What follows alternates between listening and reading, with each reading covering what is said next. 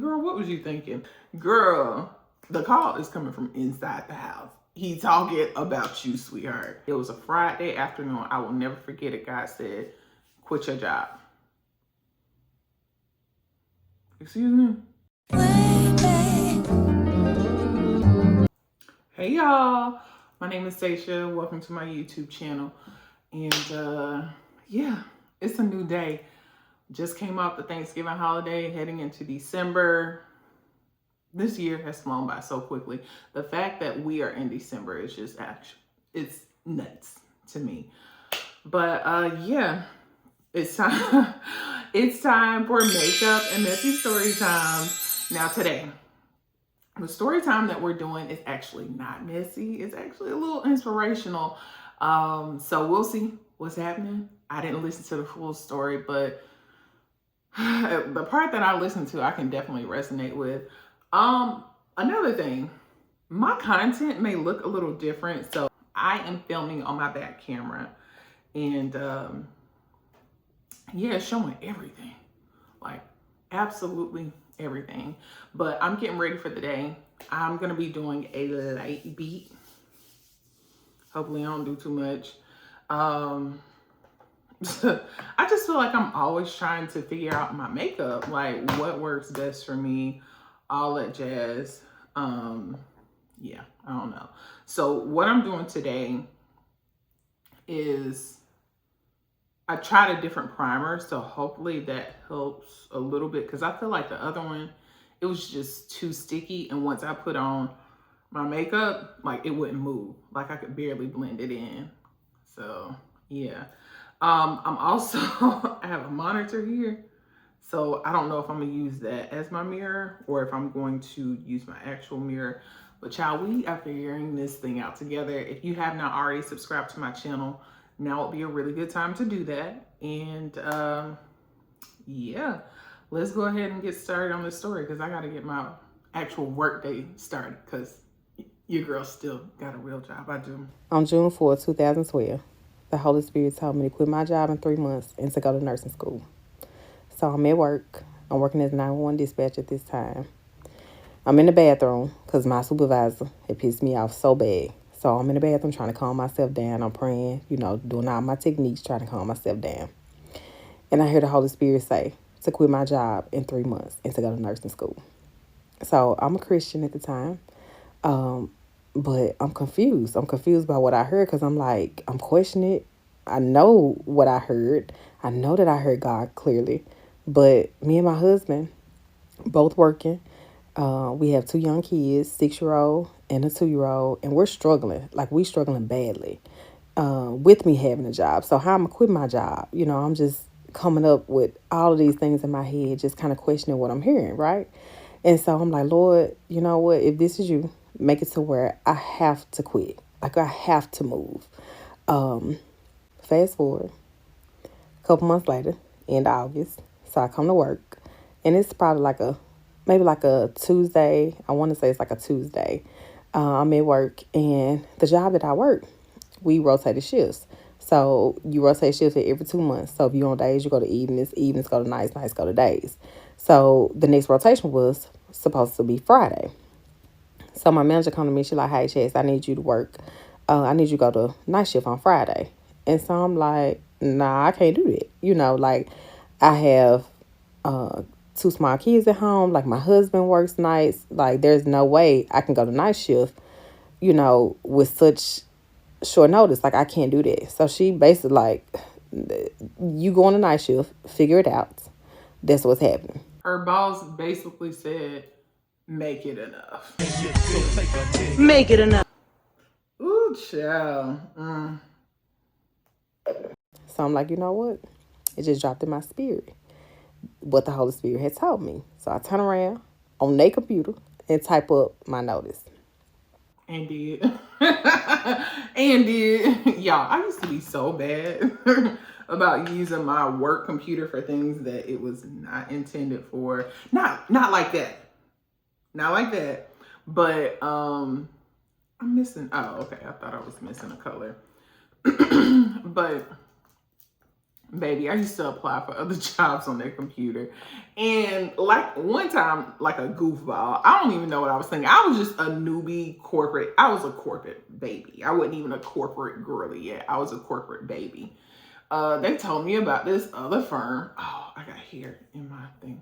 They told me about this other firm that paid, like I would be doing the exact same thing, but they paid more money. And I was like, say less, because honey, it's just me at this time. I need a little money on. Y'all, why did I put my work address as the method of contact? Girl, what was you thinking? So we had our team meeting, and in retrospect, I didn't even get it at the time when my boss was saying it. He was like, be careful of the email communications that you have. Everything is being monitored. And I'm like, yeah, y'all need to watch what y'all doing. Girl, the call is coming from inside the house. He talking about you, sweetheart. Be careful what you do on these work computers. But oh my God, y'all. So I did not get that job at that time, but I work for that company right now. I just realized that, yeah, I work for that company right now. And I had applied for this job 10 years ago. Yeah, it was 10 years ago. Wow. Oh yeah. Time really flies. All right, let's get back to the story. And I gave it to him before I left. And I did not come back. And so, fast forward, this is Saturday, September 1st. I can remember because it was the Saturday before Labor Day. So, I'm at home. And my kids, they at my mama-in-law house. Which typically, me and my kids always together, you know. But this particular weekend, family's over. They here from out of town. I'm at home, chilling. My cousin, she called me. She hit me up. She like, hey, you want to go get something to eat? And I'm like, yeah, I want to go get something to eat. Like, I don't have no kids. Yes, ma'am, I want to go get something to eat. So, we in the car. We heading to go get something to eat or whatever. And I hear the Holy Spirit say to go to my mother-in-law house to go be with my kids. And so, I said, hey, let's go by my mother-in-law house first. So, we go by my mother-in-law house, get there, you know, the kids, they having a pillow fight, you know, everybody having fun, they, you know, eating and drinking, all type of stuff. So I go outside with adults. I'm sitting on the back patio, and my little brother, my brother-in-law rather, he comes, he's just a few years older than my son. So my son was 6. So he comes to me and he like, DJ said his head hurting. And so, and he throwing up. So I go in there with DJ and, you know, I get him a swig of Gatorade. And so I check on him, make sure he good. And he like, you know, Mom, I'm okay. He said, I'm just asleep. I want to, you know, go to sleep. We'll give you a backstory on DJ. So DJ, since 3, would complain of a headache. He would throw up and he would sleep all day. And this would happen about at least twice a year. So earlier that year, I took him to his doctor and I was like, hey, you know, it's happening more often and something like, you know, just let her know. And so she was like, you know, that she really felt like it was his allergies because DJ did have allergies. She was like, you know, give him Allegra every morning and monitor him for 6 months. If it continues, let me know. And That's still odd. Like, if she hadn't given me that backstory, I would have thought, oh my God, like, does the baby have a baby? He's 6, but that's still a baby. That's her baby. Does the baby have a concussion? Like, what's going on? I don't know. Y'all, this camera is showing everything. I don't know if it's because the light is so bright.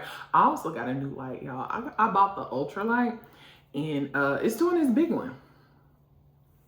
This and the camera, the conjunction of the two, it's really humbling me.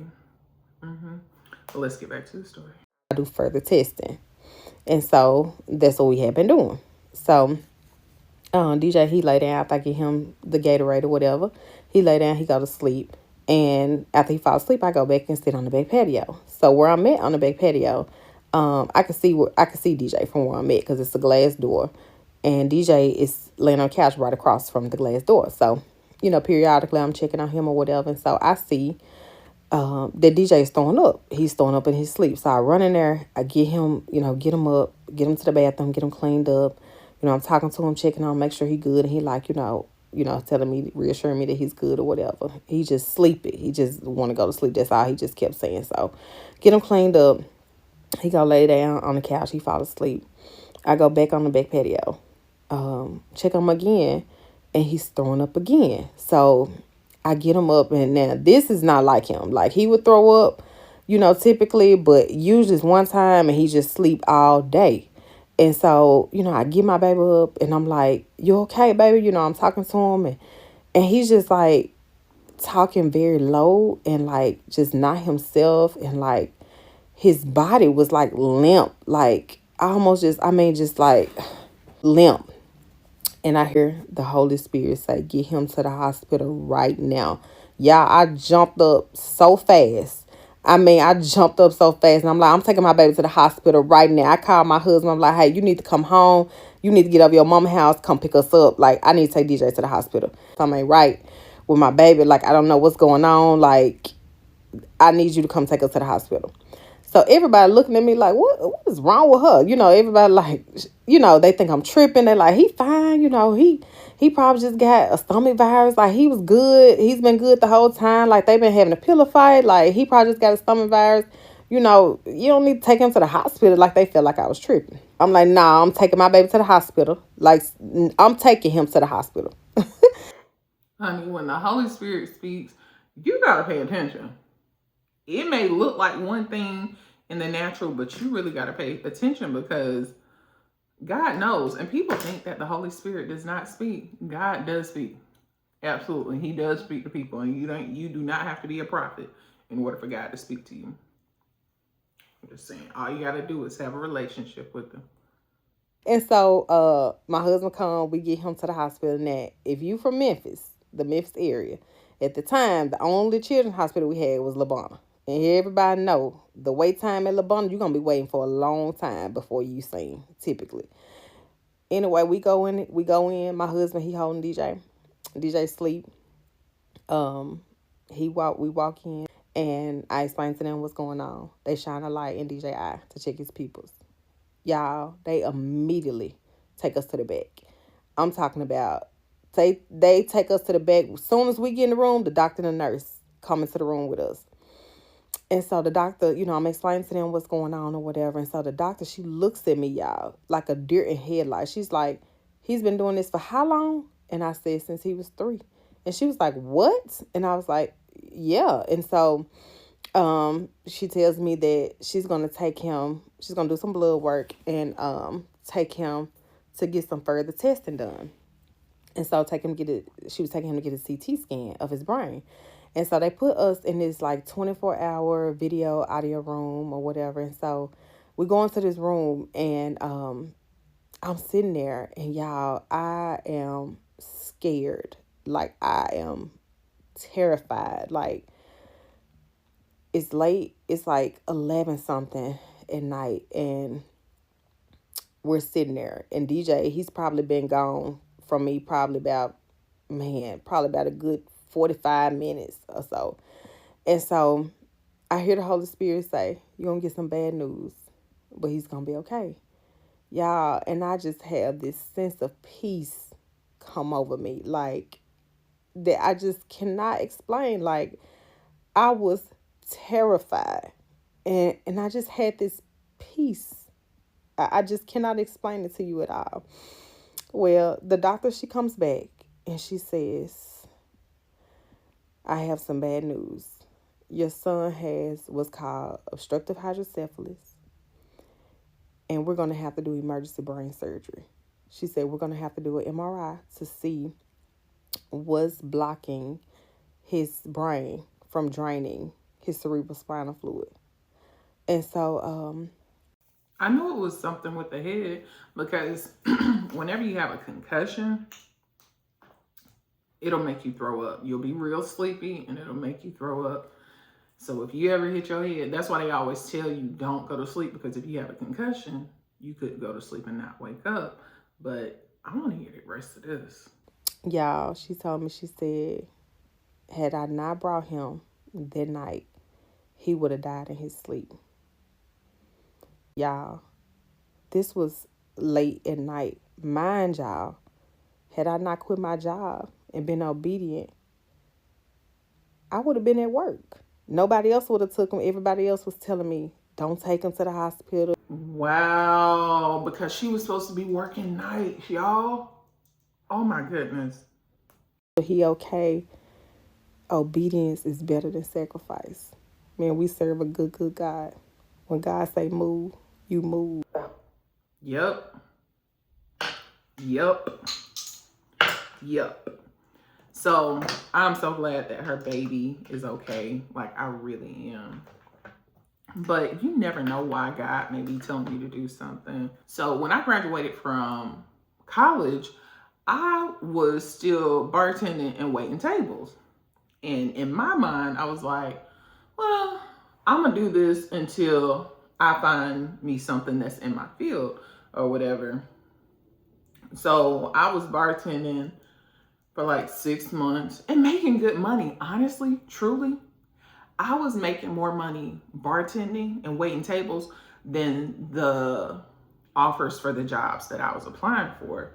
But, you know, when you graduate from college, you're supposed to have a big girl job. And of course, I want to have a big girl job and I'm looking too.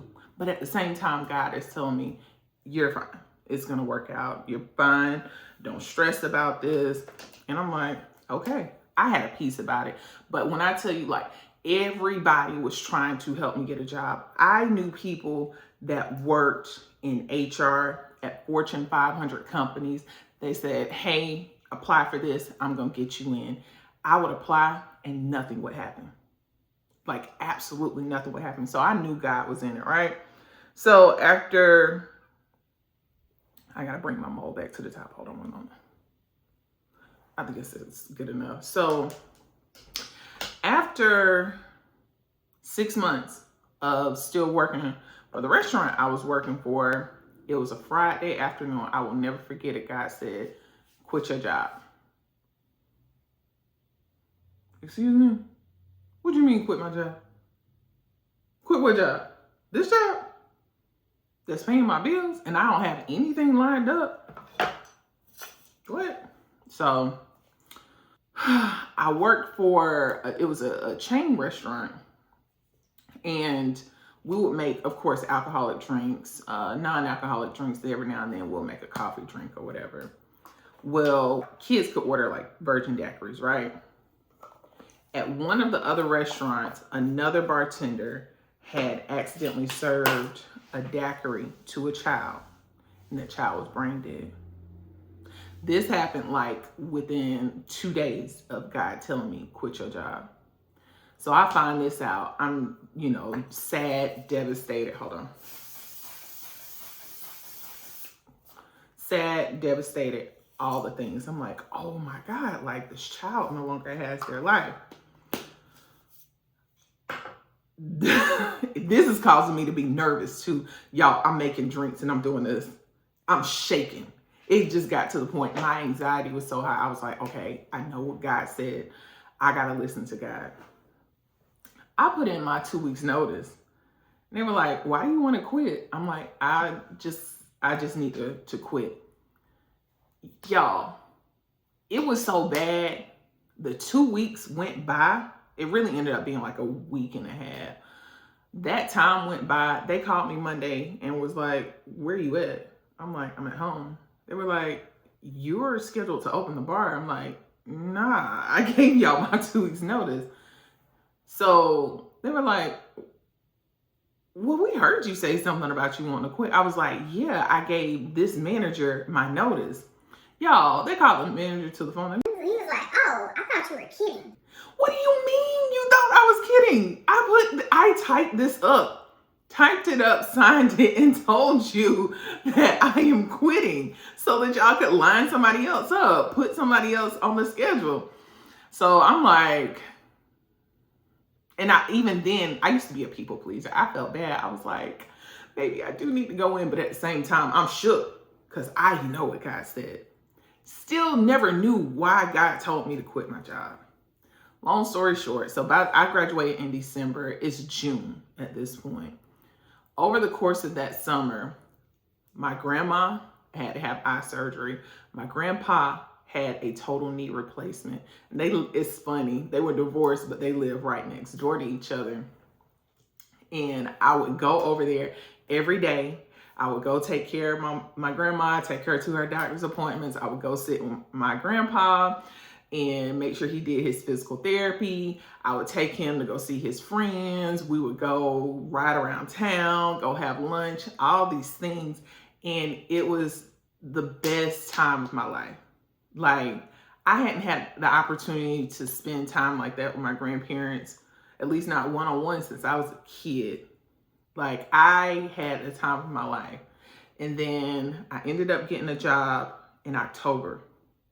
And it wasn't until like months later I realized, like, that's why you had me do that. Okay, that's why you had me quit my job. So, because I was literally the only one that could take care of my grandparents, and I never missed out on anything. I never missed out on a bill, never missed out on anything. I never missed out on any events. Like, people would just come to me and give me money. They would be like, oh, you did graduate in December. I forgot to give you some money. $100 here, $200 there. And God just really took care of me. Today, we're just doing a light beat. As you can see, of course, I filmed this after the video. But it was something I was gonna say. Girl. So I'm trying to figure out my filming setup. I had a camera, y'all. I've had this camera since 2021. I dropped it. I dropped the camera. My lens literally bent. Look at this. You see that and that? So I told y'all about how me listening to God, allowed me to spend invaluable time with my grandparents who are no longer here on this earth with us. Like, they literally passed in the same year.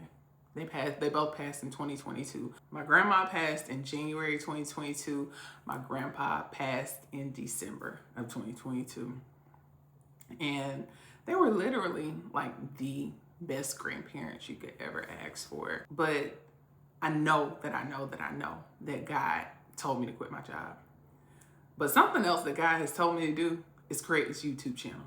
I did not want to create a YouTube channel. Let me tell y'all about me. I want to be an influencer without actually having to do the work. And honestly, I would love to just play the background. Like, I do not have to be in the front. I ain't gonna say I like to be quiet. I like to speak when I actually have something to say. Right. But I do like, the things that influencers do. Like, I do want to be an influencer, but this whole YouTube thing, I've been trying to get this off the ground for years. And I think I finally found my niche, because I don't know if I might have taken it down. Y'all, I posted videos taking them down, And my main thing is, I'm a private person. I'm probably not going to be vlogging every day. I might vlog every now and then, but that's my personal life. Like, So, yeah. God told me to start a YouTube channel. So here we are. And we will see where this takes us, because I don't know where this journey is going to take us. But I also did not know why I needed to quit my job over 10 years ago and have to take care of my grandparents. But God knew. So if you have anything that you feel like God is telling you to do, leading you to do, I just suggest that you jump on it. Point blank, period.